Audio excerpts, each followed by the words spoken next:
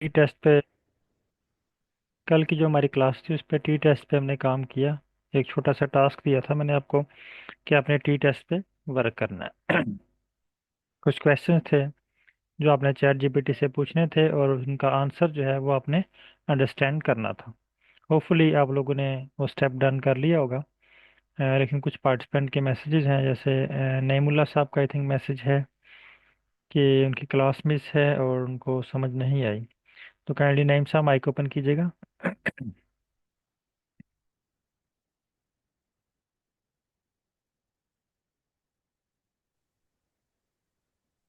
वालेकुम सर। वालेकुम सलाम। अच्छा सर, कल की क्लास आपकी मिस है। नहीं, लिया था मैंने तो मैसेज नहीं किया है सर। ये मैसेज मुझे आया हुआ है, एक मिनट मैं देख लूँ। नेम के जरा नेम से है नईम अब्बासी साहब। सॉरी। ये कोई और होगा सर। ओके। नईम अब्बासी साहब, आप हैं क्लास में?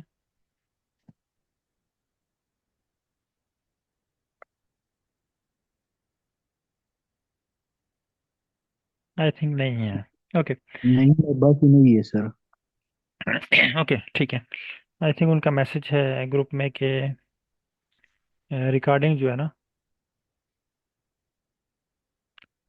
ओके, आयशा सिद्दीक, एक मिनट।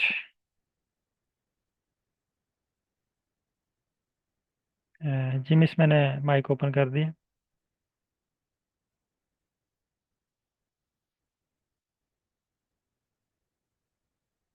अच्छा सर, ये मैं हूँ नईम अब्बासी। वो अच्छा, जहाँ ये पे वहाँ। आयशा सिद्दीका के नाम से वो मेरी बेटी के नाम पे बना हुआ अच्छा है। अच्छा, ठीक है। ओके। जी सर, इससे प्रीवियस क्लास आपने अटेंड की थी? जी जी, इस प्रीवियस मैंने अटेंड की थी। ठीक है। तो तो वहाँ पे वो मुझे सारी। फोर जी क्वेश्चंस जी। हमने पूछे थे चैट जीपीटी से ना। जी जी, डिस्क्रिप्टिव ठीक है। स्टैटिस्टिक्स। हाँ।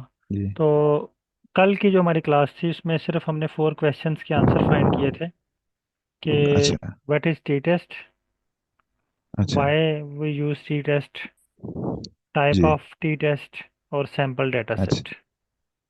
अच्छा। ठीक है, यानी उसी तरह आपने क्वेश्चन रिपीट करना है, आपने एक सैम्पल डाटा इकट्ठा करना है टी टेस्ट के जी लिए। जी हाँ। जी जी, समझ आ गई। ठीक है। आज हम एनोवा जी पे जी। वर्क करते हैं, लेकिन जी आप अगर उस पर वर्क करेंगे टी टेस्ट तो इंशाल्लाह आपसे हो जाएगा। अगर ना हुआ तो फिर आप मुझे बताइएगा, मैं आपको स्क्रीन शेयर करके हेल्प कर दूंगा। ठीक ठीक है। है। ठीक। ओके। सेम टू सेम वही स्टेप हमने परफॉर्म करने हैं अब। जी जी। जितने भी एनालिसिस आपके पास आएंगे ना, कुछ कुछ पे तो हम प्रैक्टिस करेंगे, लेकिन कुछ एनालिसिस ऐसे होंगे जो आप किसी आर्टिकल में देखेंगे या आपके सुपरवाइजर आपको कहेंगे कि ये एनालिसिस करके लाएं। जी जी। हर एनालिसिस के लिए आपने ये चार क्वेश्चंस पूछने हैं। पहले उस अच्छा। एनालिसिस को अंडरस्टैंड करना है कि वो है क्या, हम्म।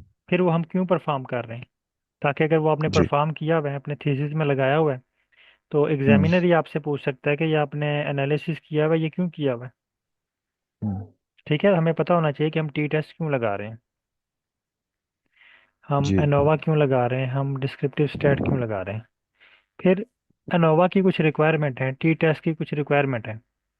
कल हमने पढ़ा था जी। टी टेस्ट की जो बेसिक रिक्वायरमेंट ये है कि उसके लिए जो ग्रुप है ना, जो दो ग्रुप होने चाहिए उस डाटे में या जी दो से कम होने चाहिए। यानी जी। फैक्टर आपके पास दो ग्रुप पे मुश्तमिल होना चाहिए।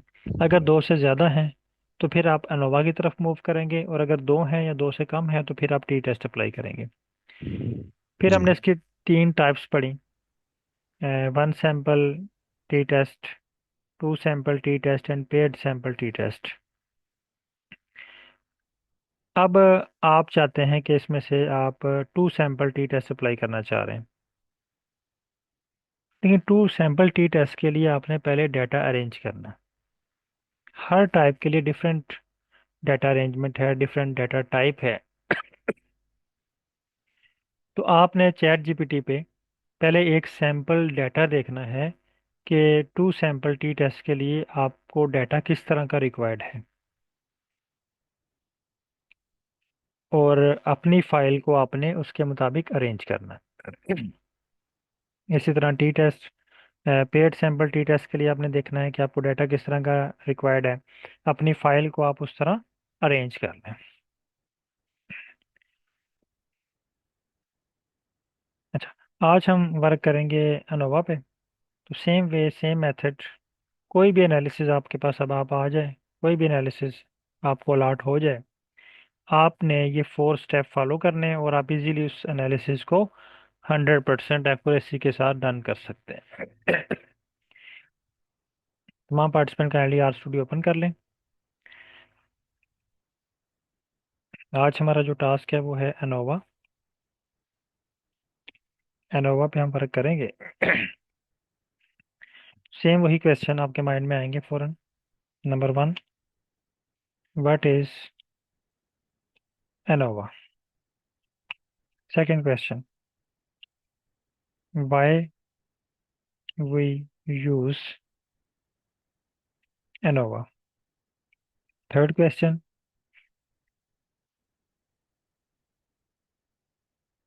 Types of ANOVA.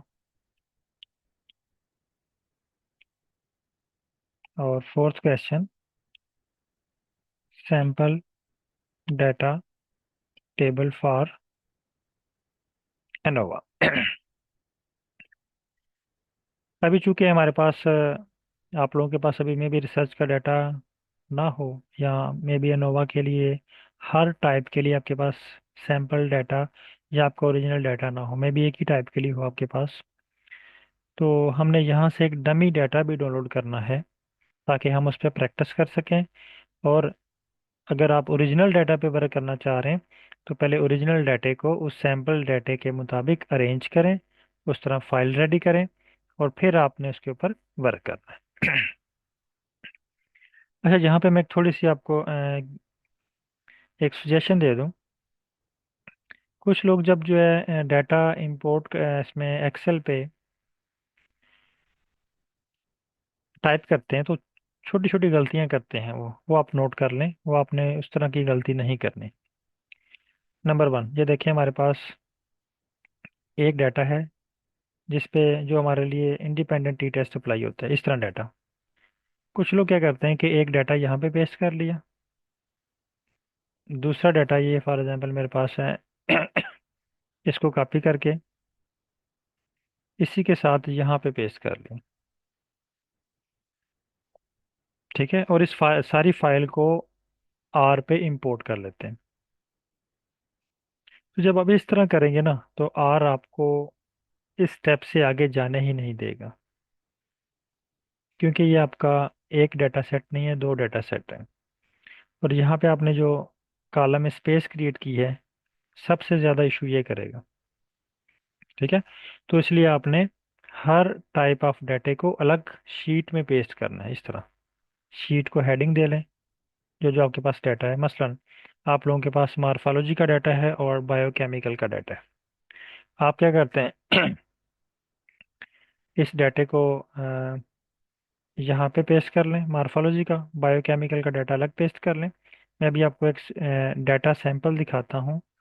मुझे ना एक पार्टिसिपेंट ने सेंड किया था एनालिसिस के लिए, तो उसमें बहुत सारे इश्यूज थे। अगर आप वो डाटा देखेंगे तो आपको समझ आ जाएगी कि आपने इस तरह की गलतियाँ नहीं करनी।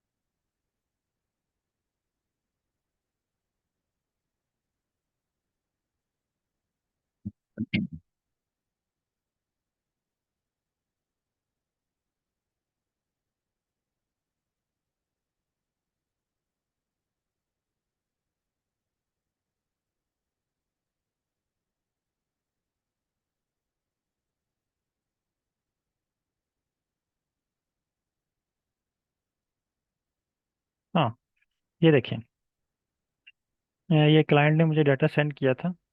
अब इन्होंने क्या किया है कि ये इनके पास ये फाइल्स हैं, ये देखें। इन्होंने सारा की सारा डाटा एक ही शीट में पेस्ट कर दिया। अब ये टेबल पे अलग एनालिसिस होते हैं, इस पे अलग होते हैं, ठीक है, इस फाइल पे अलग होने हैं। इन्होंने सारा डाटा एक ही शीट में पेस्ट करके सेंड कर दी।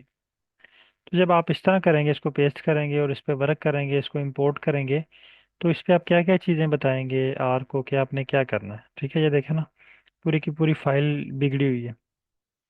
इसको शेप में लाने के लिए भी कम से कम आपको 2-3 दिन लग जाते हैं।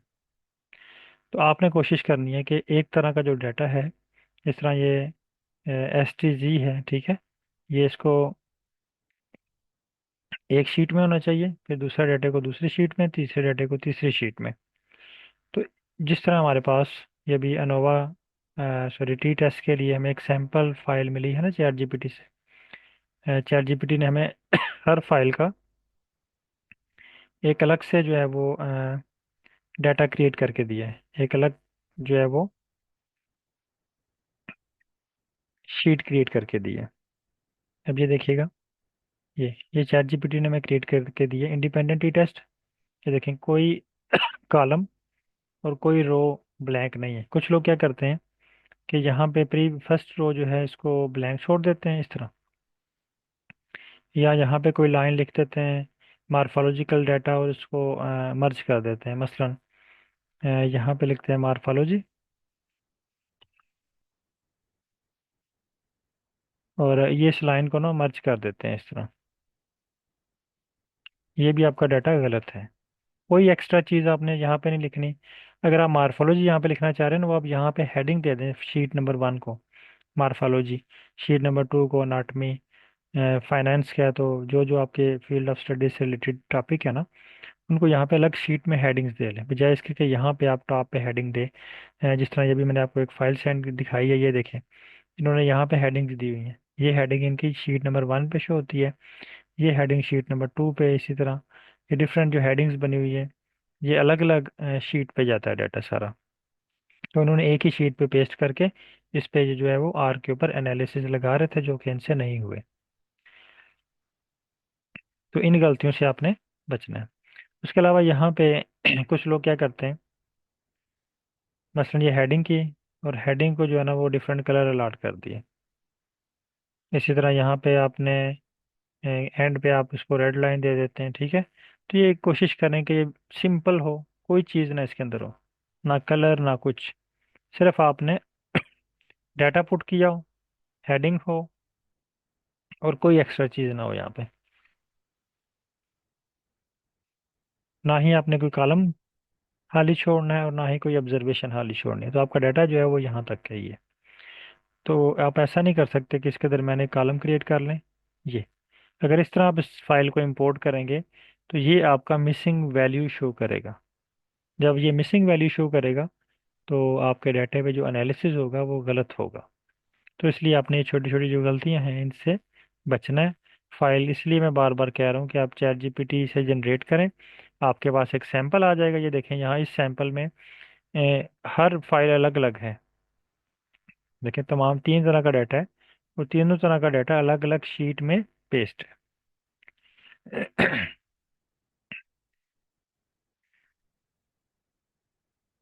अच्छा, अब हम आते हैं इन क्वेश्चंस की तरफ।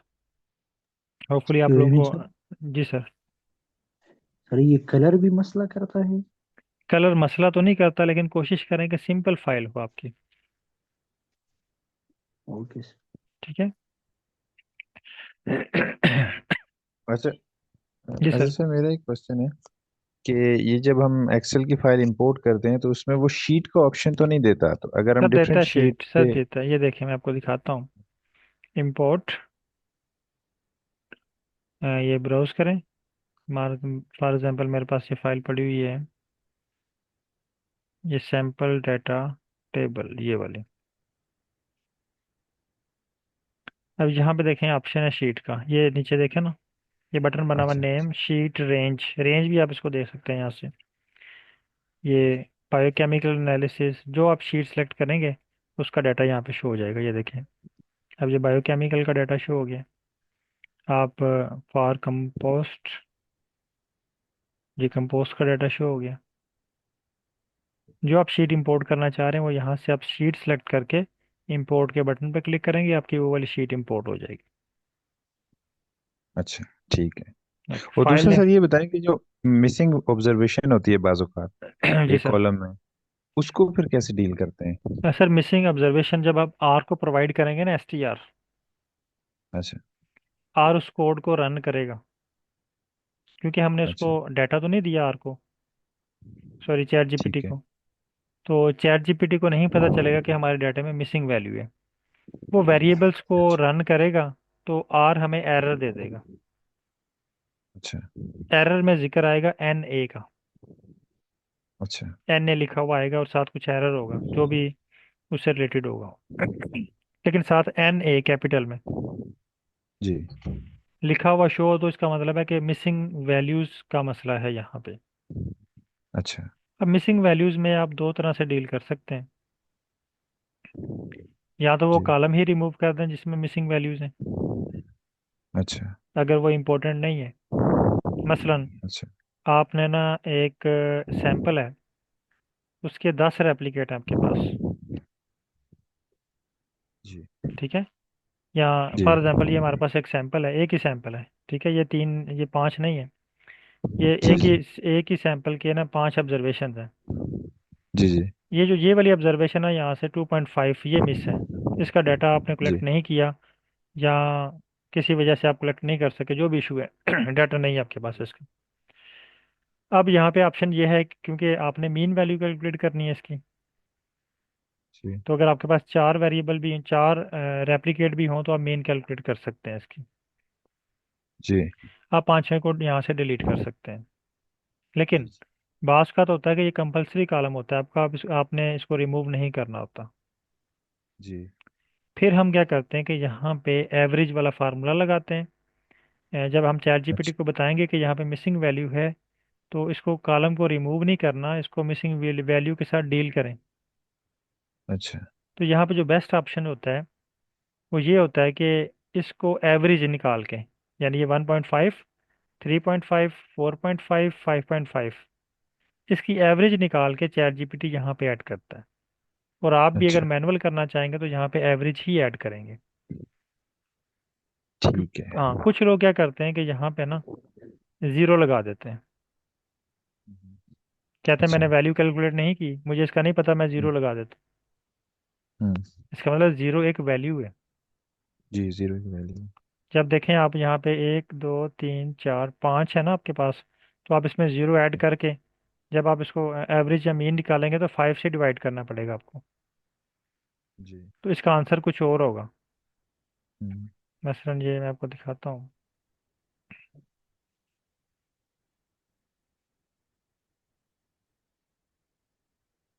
ये हमारे पास है 1.5 प्लस, ये 2.5 की जगह मैं टाइप कर रहा हूँ zero, zero plus 3.5 plus 4.5 plus 5.5।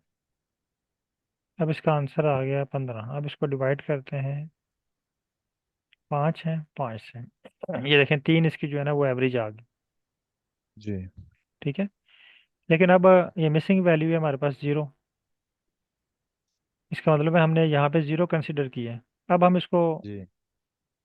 Original value ले लेते हैं, फॉर एग्जांपल यही वैल्यू है हमारे पास, या हम एवरेज वैल्यू निकाल लें इसकी 1.5 प्लस, जी।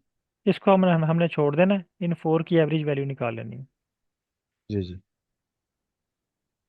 3.5 प्लस 4.5 प्लस 5.5,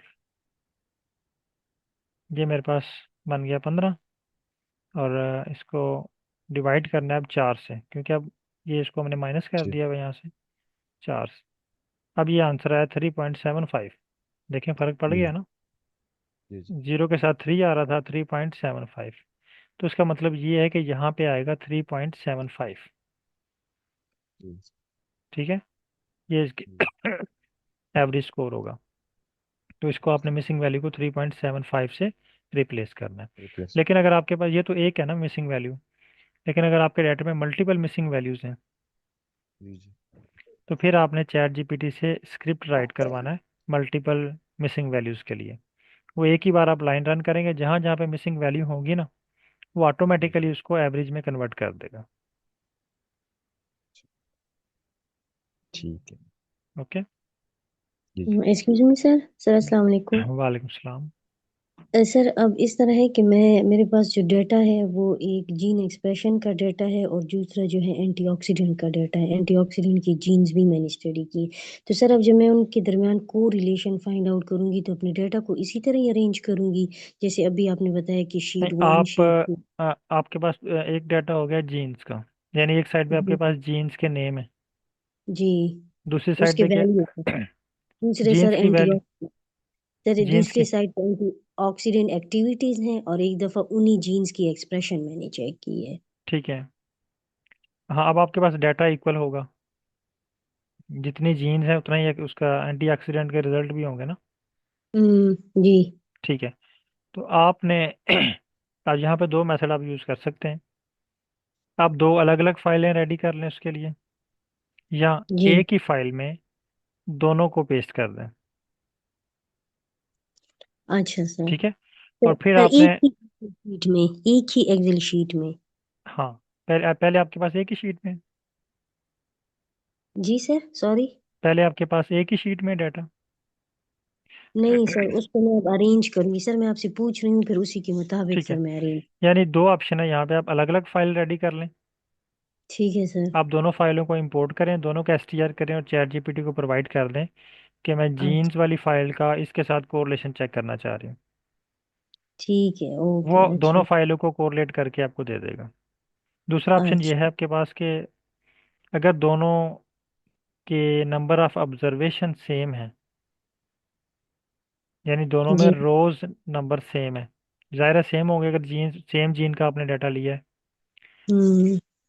ऑब्जर्वेशन सेम होगी ना दोनों के। कॉलम्स जी डिफरेंट हो सकते हैं। जी तो जी दोनों जी। को एक ही फाइल में पेस्ट कर लें। हम्म। और ठीक आप है। बताएं कि मैं जीन्स का जो है एंटीऑक्सीडेंट के साथ रिलेशनशिप चेक करना चाह रही हूँ, वो आपको स्क्रिप्ट राइट करके दे दे। और सर रिग्रेशन का भी इसी तरह है या वो फिर डिफरेंट सेम है इसी थोड़ा तरह सा? जब आप रिग्रेशन पे आएंगे ना, तो आपने जी जी सैंपल डाटा चेक करना है। अब आपने, आपका जो क्वेश्चन है ना, जी जी मसलन आप कहते हैं जी मेरे पास एक जीन्स का डाटा है और एक एंटीऑक्सीडेंट का डाटा है। जी। आप सिंपल चैट जीपीटी को ये बताएं कि मेरे पास जीन का डाटा है और एंटीऑक्सीडेंट का डाटा है, मैंने इस पे कोरिलेशन निकालना है, तो ठीक मैं है सर। इसकी फाइल को कैसे अरेंज करूं, मुझे एक सैंपल टेबल बस दिखा दो। अच्छा वो आपको ओके एक ओके। सैंपल टेबल दे देगा। जस्ट आप एक दफ़ा जी देखेंगे, आपको सब समझ आ जाएगी कि आपने किस तरह अरेंज करना ठीक है, ओके सर, है। जजाकल्ला। ओके। Thank you sir. अच्छा, अब इन क्वेश्चंस को हम कॉपी कर लेते हैं और चैट जीपीटी पे आते हैं।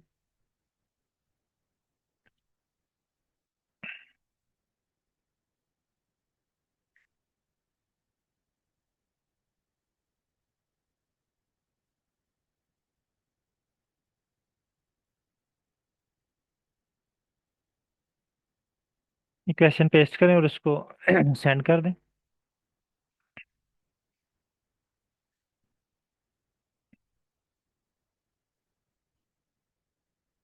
अच्छा, पहला क्वेश्चन है, व्हाट इज एनोवा। अच्छा, कल की क्लास में हमने जो क्वेश्चंस फाइंड किया था टी टेस्ट के बारे में, कि टी टेस्ट क्या है, तो वहाँ पे टी टेस्ट के लिए इसने मैं दो या तीन रिक्वायरमेंट बताई थी कि टी टेस्ट अगर इस तरह का आपके पास डाटा है, तो फिर आप उस पर टी टेस्ट अप्लाई कर सकते हैं। टी टेस्ट एक्चुअली दो ग्रुप में डिफरेंस, मीन में डिफरेंस चेक करने के लिए यूज़ होता है।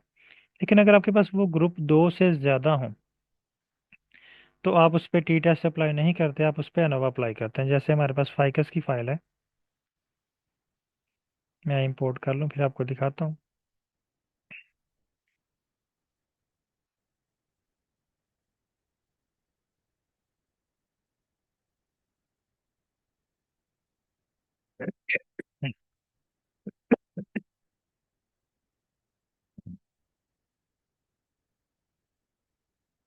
अच्छा, फाइकस की फाइल में देखें, हमारे पास स्पीशीज वाले कॉलम है। स्पीशीज हम यहाँ पे एज अ फैक्टर कंसिडर करेंगे। तो इसमें तीन ग्रुप हैं, S1, S2, S3। स्पीशीज हमारे पास फैक्टर है और ये तीन ग्रुप हैं। स्पीशीज का हम इफेक्ट चेक करना चाह रहे हैं सेपल लेंथ पे, सेपल विड्थ पे, पेटल लेंथ पे, पेटल विड्थ पे। तो यहाँ पे अब हमारे पास तीन ग्रुप हैं। इसका मतलब है यहाँ पे टी टेस्ट अप्लाई नहीं होगा, यहाँ पे हम एनोवा अप्लाई करेंगे। तो इसी तरह ये भी यही कह रहा है analysis of variance is the statistical method used to determine whether there are significant difference between the mean of three or more groups। अगर ये आपके पास दो ग्रुप हों तो आप टी टेस्ट अप्लाई करेंगे। अगर तीन ग्रुप हैं तो आप यहाँ पे एनोवा अप्लाई करेंगे। It compare the variability within groups to the variability between the group, यानी विद इन ग्रुप और बिटवीन ग्रुप आप दोनों पे चेक कर सकते हैं। अब हम ये क्यों अप्लाई करते हैं? कंपैरिजन के लिए, सिग्निफिकेंस चेक करने के लिए, हाइपोथेसिस टेस्ट के लिए और रिलेशनशिप एक्सप्लोर करने के लिए। ये चार पॉइंट हैं इसके, जिसके लिए हम एनोवा को यूज़ कर सकते हैं। सबसे इम्पोर्टेंट पॉइंट ये है टाइप ऑफ एनोवा, जहाँ पे बहुत सारे लोग आके कंफ्यूज होते हैं कि हमारे डाटे पे कौन सी टाइप अप्लाई होगी एनोवा की। और बहुत सारे लोग यहाँ पे छोटी छोटी गलतियाँ करते हैं। One way ANOVA, two way ANOVA, repeated mayor ANOVA और मल्टी वेरिएट एनोवा। मोस्टली हमारे डाटे पे मल्टी वेरिएट एनोवा अप्लाई होता है, लेकिन हम कहते हैं कि वन वे एनोवा अप्लाई हो रहा है। एक्चुअली वन वे एनोवा और मल्टी वेरिएट एनोवा सेम ही है। वन वे एनोवा और मल्टी वेरिएट एनोवा सेम है, इनका फार्मूला भी सेम है, मामूली सा एक डिफरेंस है इसमें। One way ANOVA use to compare the mean of three और more group for a single factor.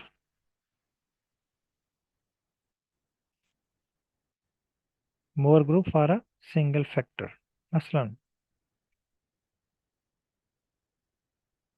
ये आपके पास, ये मैं बायो की एग्जांपल दे रहा हूँ, एक फर्टिलाइज़र है। इस फर्टिलाइज़र का आप इफेक्ट चेक कर रहे हैं सीड पे, यानी बीज के ऊपर इसका क्या इफेक्ट हो रहा है। तीन फर्टिलाइज़र हैं आपके पास, वन, टू, थ्री। इन तीनों को आप कंपेयर करना चाह रहे हैं। अब आपके पास सिंगल फैक्टर है, सिर्फ फर्टिलाइज़र का इफेक्ट आप चेक कर रहे हैं सीड पे। लेकिन जब आप रिसर्च कर रहे होते हैं, सिर्फ एक ही फैक्टर का इफेक्ट नहीं चेक करते, मल्टीपल फैक्टर्स होते हैं वहाँ पे। तो अगर फर्टिलाइज़र के साथ साथ आप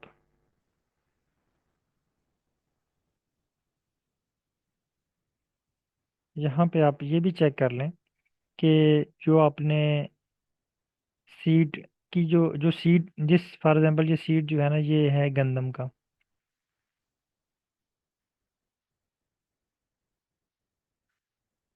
अब आपने यहाँ पे ये भी चेक करना है कि गंदम की कौन सी वैरायटी बेस्ट है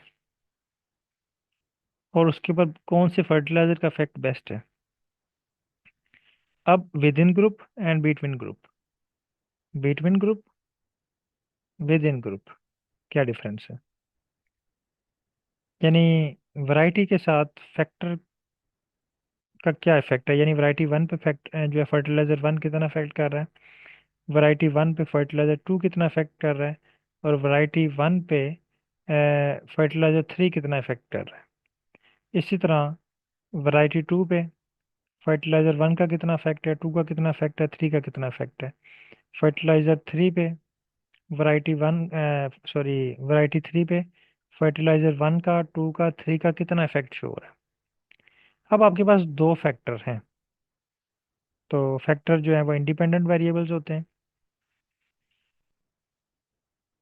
जब आपके पास दो फैक्टर होंगे तो आपने टू वे एनोवा अप्लाई करना है।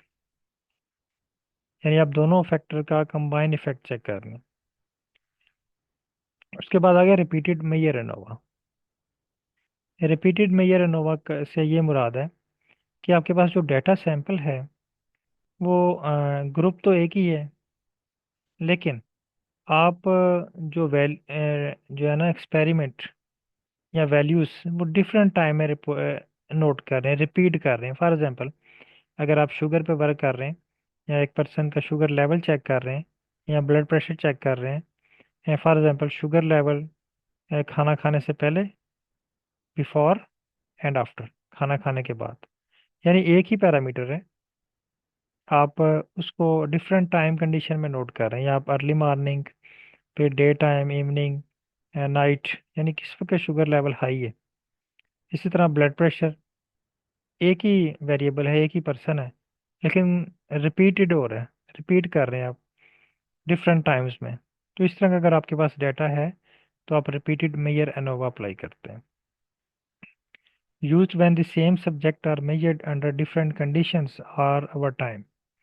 For example, measuring blood pressure before, during और आफ्टर मेडिकेशन, यानी मेडिसिन देने से पहले ब्लड प्रेशर कितना था, ड्यूरिंग कितना, और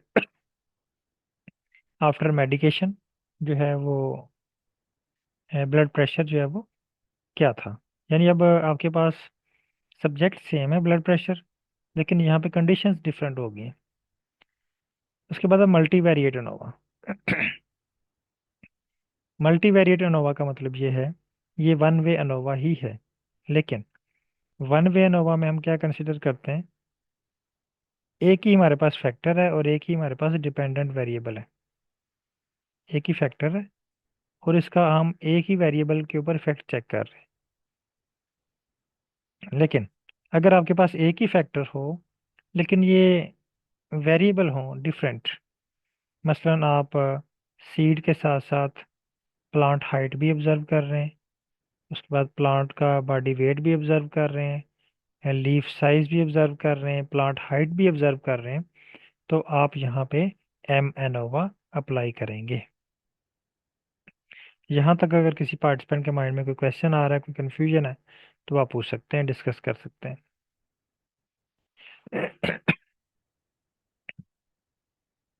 सर एक्सक्यूज मी। जी सर। है जी मैडम। सर अब हम ग्रोथ चेक कर रहे हैं, ठीक है, हम सिर्फ ग्रोथ चेक कर रहे हैं, लेकिन हमने उसको वेस्ट वाटर दिया है एज अ स्ट्रेस।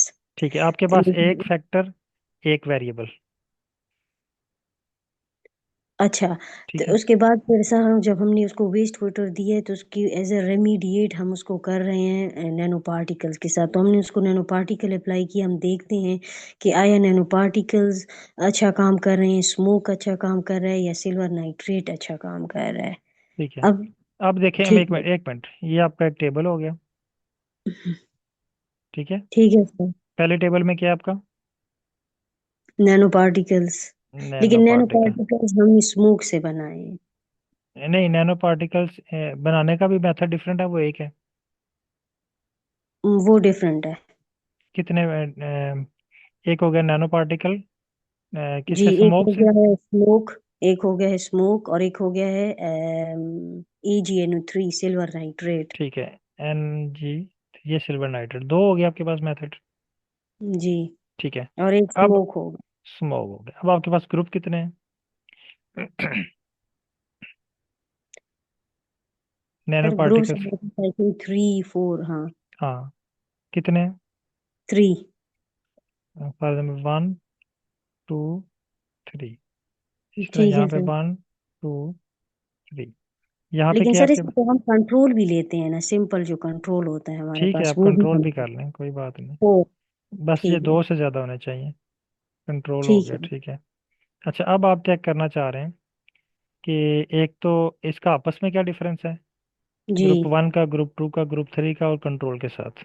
ठीक है, ठीक है सर। फिर इनका आपस में क्या है, जी। फिर आप देखना चाह रहे हैं कि एन ये इसका, इन दोनों का आपस में क्या इफेक्ट है। जी, ठीक है, बिल्कुल। यानी दोनों चीज़ें आप चेक करना चाह रहे हैं, विद इन और बिटवीन। जी अब इस आपके पास जो डिपेंडेंट वेरिएबल है वो कौन सा है। सर ये नैनो पार्टिकल्स और नहीं ये नहीं, स्मोक। इफेक्ट किस चीज़ पे इफेक्ट कर रहा है ये? ग्रोथ ग्रोथ सीड्स हाँ, पे सर। सीड पे। अब आप, आपके पास एक जो है ये इंडिपेंडेंट, सॉरी डिपेंडेंट वेरिएबल है, जी। दो इंडिपेंडेंट वेरिएबल हैं, जी। और ये दोनों फैक्टर हैं जो इफेक्ट कर रहे हैं जी। ग्रोथ को। जी। यहाँ पे आप टू वे नोव अप्लाई करेंगे। अच्छा सर। ठीक है, सही। जो जी। आपको विद इन एंड बिटवीन दोनों इफेक्ट फाइंड करके देगा, और इनके दरमियान ठीक। इंटरेक्शन भी फाइंड करके देगा। ओके सर ठीक सही। है, ओके। ठीक है। अब अगर थैंक आप यू यहाँ सर। पे सैंपल डाटा जनरेट करते हैं ना, तो आप यही एग्जांपल दे दें उसको, चैट जीपीटी को, वो आपके डाटा के मुताबिक आपको फाइल जनरेट करके देगा। ठीक है। मसलन ओके। यहाँ पे मुझे लिखवाइएगा, ये इसने मुझे ना एक सैंपल टेबल क्रिएट करके दे दिया है फॉर वन वे नोवा,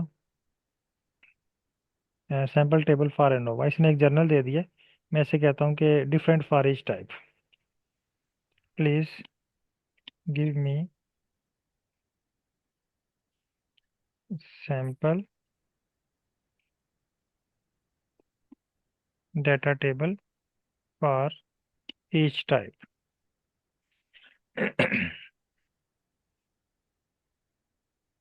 अब ये देखें वन वे नोवा के लिए,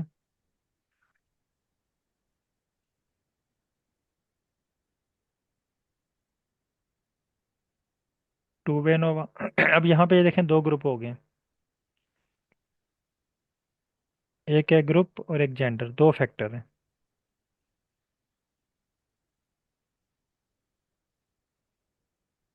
इसी तरह रिपीटेड मेजर नोवा यानी टाइम डिफरेंस है, time one, time two, time three. Multivariate नोवा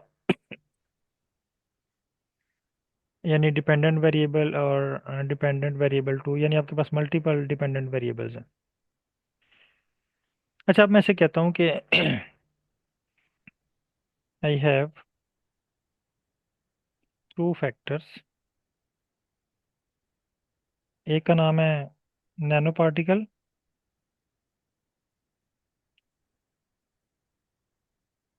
ये